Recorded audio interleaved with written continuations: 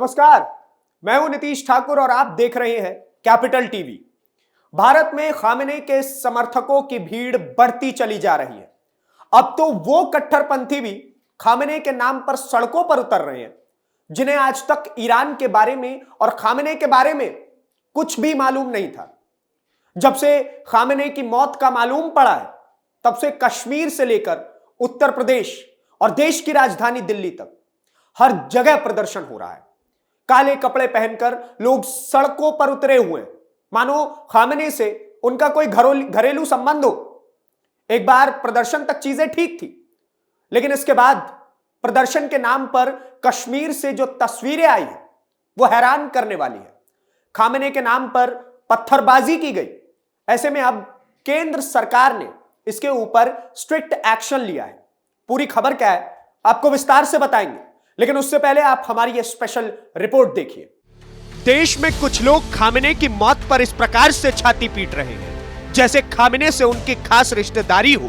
कट्टरपंथी विचारधारा के लोग लगातार सड़कों पर प्रदर्शन कर रहे हैं। चीजें प्रदर्शन तक तो ठीक थी, लेकिन ये जब आक्रामकता में बदल जाए तो बेहद गलत होती है। ऐसे में कश्मीर से पत्थरबाजी की तस्वीरें आई। सवाल यह बनता है कि खामेने की मौत पर भारतीय पुलिस बल पर पत्थर बरसाने का क्या अर्थ बनता है? क्या खामेने की मौत भारत सरकार के द्वारा हुई?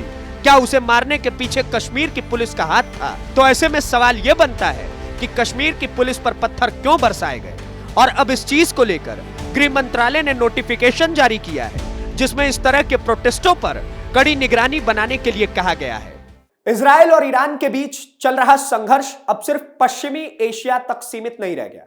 इसकी गूंज दुनिया के कई देशों में सुनाई दे रही है और भारत भी इससे अछूता नहीं है। अमेरिका और इजराइल के संयुक्त ऑपरेशन के दौरान ईरान के सर्वोच्च नेता अयतुल्ला अली खामेनी की मौत की खबर सामने आने के बाद कई देशों में भावनात्मक प्रतिक्रिया देखी गई। भारत में भी कुछ जगहों पर विरोध प्रदर्शन हुए, लेकिन सबसे ज्यादा चर्चा कश्मीर की हुई, क्योंकि वहां पर घटनाएं ऐसी हुई जहां खामेने के नाम पर नारेबाजी और पत्थरबाजी की खबरें सामने आई। सबसे पहले यह समझना जरूरी है कि भारत एक संप्रभु राष्ट्र है। यहां की विदेश नीति का निर्धारण दिल्ली में बैठी सरकारें करती हैं, ना कि सड़कों पर जमा भीड़। लेकिन जब अंतरराष्ट्रीय घटनाएं धार्मिक या भावनात्मक रूप ले लेती हैं, तो कुछ तत्व माहौल को भड़काने की कोशिश करते हैं। यही चिंता इस समय केंद्र सरकार की भी है। मिनिस्ट्री ऑफ होम अफेयर्स ने सभी राज्यों को सख्त निर्देश जारी किए हैं कि किसी भी तरह का प्रो ईरान या किसी भी पक्ष के समर्थन में ऐसा प्रदर्शन ना होने दिया जाए जो कानून व्यवस्था के लिए खतरा बन सकता हो। खास तौर पर धार्मिक सभाओं, जुलूसों और सार्वजनिक कार्यक्रमों पर नजर रखने को कहा गया है। साफ निर्देश है कि भड़काऊ भाषणों की शुरुआत में ही रोक कर दिया जाए, ताकि स्थिति हाथ से न निकलने पाए। कश्मीर घाटी में विशेषकर श्रीनगर के कुछ इलाकों में प्रदर्शन उग्र हो गए। घंटाघर क्षेत्र में भीड़ इकट्ठा हुई, नारे लगे और फिर पत्थरबाजी की घटनाएं सामने हुई। पुलिस को हल्का बल प्रयोग भी करना पड़ा। सुरक्षा एजेंसियों का कहना है कि कुछ असामाजिक तत्वों ने स्थिति का फायदा उठाने की कोशिश की, ताकि वो सो कॉल्ड अपना फ्री कश्मीर का जो नारा है वो लगा सके। सवाल यह है कि एक विदेशी नेता के नाम पर भारत की सड़कों पर पत्थर क्यों फेंके जाएं? भारत में हर नागरिक को शांतिपूर्ण विरोध का अधिकार है, लेकिन जब विरोध हिंसक हो जाए, सार्वजनिक संपत्ति को नुकसान पहुंचे, पुलिस पर हमला हो, तब यह अभिव्यक्ति की स्वतंत्रता नहीं बल्कि कानून का उल्लंघन है। सरकार की सख्ती इसी वजह से है। सिर्फ कश्मीर ही नहीं, बल्कि लखनऊ के इमामबाड़ा इलाके में भी अतिरिक्त सुरक्षा बल तैनात किए गए। कारगिल जैसे शिया बहुल क्षेत्रों में भी निगरानी बढ़ाई गई। न्यू दिल्ली में स्थित इजराइल और ईरान के दूतावासों के पास सुरक्षा चाक चौबंद कर दी गई है, ताकि किसी भी प्रकार की अप्रिय घटना न हो। गृह मंत्रालय के सूत्रों के मुताबिक स्थानीय पुलिस और खुफिया एजेंसियों को हाई अलर्ट पर रखा गया है। स्थिति की लगातार समीक्षा की जा रही है, निगरानी हो रही है। अगर कहीं भी हालात बिगड़ने के संकेत मिलते हैं तो तुरंत अतिरिक्त बल भेजा जाएगा। यह कदम किसी खास समुदाय के खिलाफ नहीं है, बल्कि कानून व्यवस्था को बनाए रखने के लिए। यह भी समझना जरूरी है कि अंतरराष्ट्रीय राजनीति अक्सर भावनाओं को भड़काती है। सोशल मीडिया पर वीडियो, पोस्ट और संदेश तेजी से फैलते हैं, कई बार पुराने वीडियो को नया बता करके शेयर कर दिया जाता है।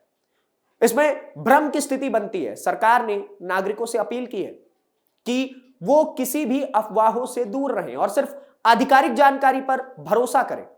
कुछ जगहों पर खामेनेई के समर्थन में पोस्टर लगाए गए, नारे लगाए गए, लेकिन जब ये भावनाएं हिंसा में बदलती है तो प्रशासन को सख्त कदम उठाने पड़ते हैं। गृह मंत्रालय ने साफ कहा है कि अगर कोई भी व्यक्ति या संगठन कानून हाथ में लेगा तो उसके खिलाफ सख्त कार्रवाई होगी। भारत की विदेश नीति संतुलन पर आधारित रही है। विदेश मंत्रालय ने दोनों पक्षों में संयम बरतने और कूटनीति के रास्ते पर लौटने की अपील की है, लेकिन देश के भीतर सरकार का फोकस सिर्फ एक है, शांति और स्थिरता। कश्मीर में पत्थरबाजी की घटनाएं नई नहीं है। अतीत में भी कई बार अंतरराष्ट्रीय मुद्दों को लेकर के वहां प्रदर्शन हुए हैं, लेकिन आखिरी बार पत्थरबाजी की घटना 2019 में मिली थी, उसके बाद नहीं। लेकिन पिछले कुछ वर्षों में स्थिति काफी सुधार में आ चुका था। ऐसे में फिर से पत्थरबाजी की खबरें आना चिंता का विषय बन जाता है। सुरक्षा एजेंसियां ये जांच कर रही हैं कि क्या ये घटनाएं स्वतः स्फूर्त थी या किसी संगठित नेटवर्क ने इन्हें हवा दी थी। यहां एक बड़ा सवाल उठता है, क्या किसी विदेशी नेता के लिए भारत में हिंसा करना जायज है? भारत का संविधान हमें विचार व्यक्त करने का अधिकार देता है, लेकिन हिंसा का नहीं। अगर कोई समूह कट्टरपंथ के नाम पर दंगा फैलाने की कोशिश करता है तो वो देश के कानून को चुनौती देता है। सरकार का संदेश साफ है, भारत की जमीन पर किसी भी बाहरी संघर्ष को आंतरिक अशांति में बदलने की इजाजत नहीं दी जाएगी। अगर कोई भड़काऊ भाषण देगा तो उसे रोका जाएगा। अगर कोई पत्थर उठाएगा तो उसे कानून उसके खिलाफ खड़ा होगा, सख्त कार्रवाई होगी। आज जरूरत है समझदारी की। भावनाएं स्वाभाविक है, लेकिन उन्हें कानून के दायरे में रहकर व्यक्त करना ही लोकतंत्र की असली ताकत है। भारत जैसे विविधता वाले देश में छोटी चिंगारी भी बड़ा रूप ले सकती है, इसलिए प्रशासन पहले से सतर्क रहे। गृह मंत्रालय की सख्ती का मतलब दमन नहीं बल्कि रोकथाम है। उद्देश्य यह है कि छोटी घटनाएं बड़े संकट में ना बदल पाए। पुलिस को निर्देश है कि स्थिति को संवेदनशीलता के साथ संभाला जाए, लेकिन किसी भी तरह की हिंसा को बर्दाश्त नहीं किया जाएगा। भारत ने पहले ही इजराइल और ईरान में रह रहे अपने नागरिकों के लिए एडवाइजरी जारी कर दी है। विदेश मंत्रालय ने उच्च सतर्कता बरतने और गैर जरूरी यात्रा से बचने की सलाह दी है। इससे साफ है कि सरकार बाहरी और आंतरिक दोनों मोर्चों पर सक्रिय है। अंत में यह समझना जरूरी है कि भारत की प्राथमिकता भारत है। कोई भी अंतरराष्ट्रीय घटना यहां की शांति और कानून व्यवस्था के ऊपर नहीं हो सकती है।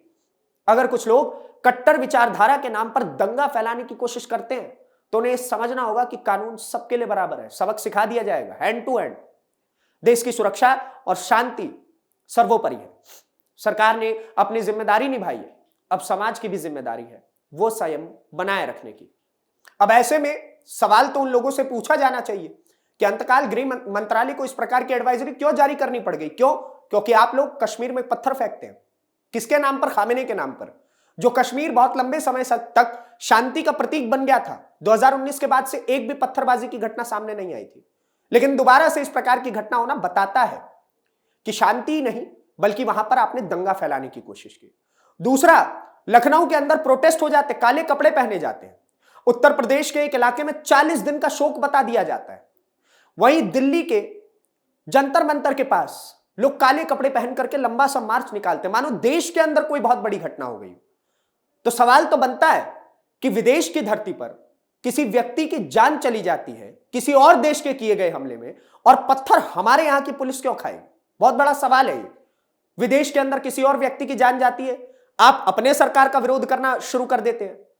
क्या भारत सरकार का खामेनेई की मौत में कोई रोल है? नहीं, इसका जवाब बिल्कुल नहीं है, लेकिन आप करते हैं ऐसा।